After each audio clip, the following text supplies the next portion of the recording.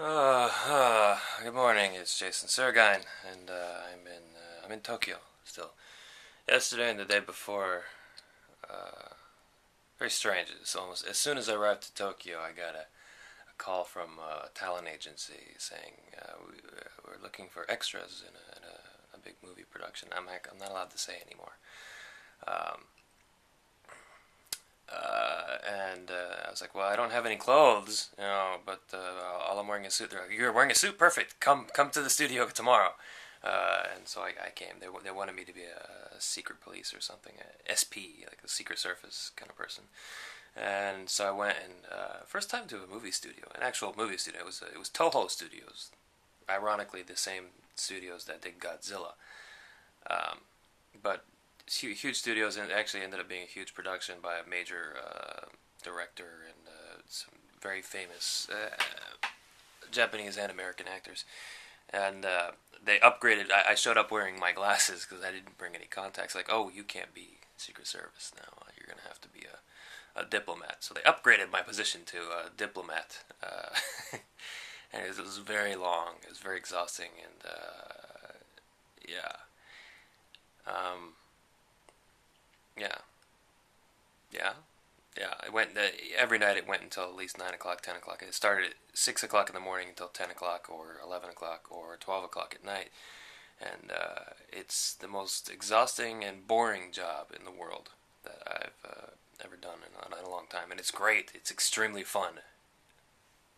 So combine all those together, and you get a movie, I guess.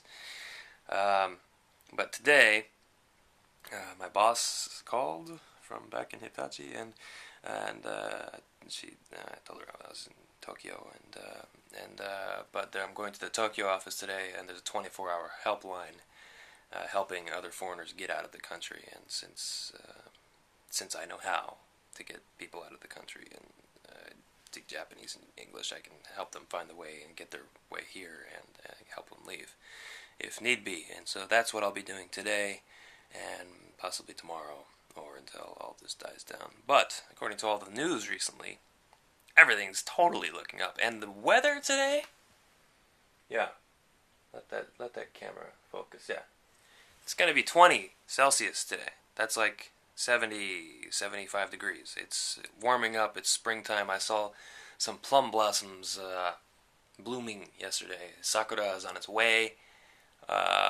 Radiation levels are down, even lower than they were before. Mexico City is still way higher than Tokyo. The reactors, the cooling systems were connected to power yesterday. America and Japan are finally working together, and I'm still hoping for the robot. I keep hearing about they have a robot that's going to go in and into the lethal, deadly reactor and turn stuff off, but there's no robot. Maybe I made it up in my head. I swear I read about a robot, but no robot. Maybe a robot. Hoping for the robot, but either way, everything looks like it's very under control. And even what is it? GE said that that they built a lot of the systems, the containment systems for it, and they're saying, hey, these are perfectly safe. They're not going to. There's not going to be any huge problems. And what was it? A U.S. admiral yesterday said that Tokyo was unequivocally safe, or it was unequivocally something. It said there's absolutely no problems with Tokyo. So if you're in Tokyo, rest assured that even if the reactor in Fukushima has the worst case scenario, blows up, Tokyo is still extremely far away and nothing will happen here. It's quite safe. So breathe a little easier. And there's 450 U.S. military nuclear radiologist people, and nuclear specialists that are just waiting to come over if need be. And so maybe they're already here. This is old news. This is like yesterday's news. So things are definitely looking up. To be continued.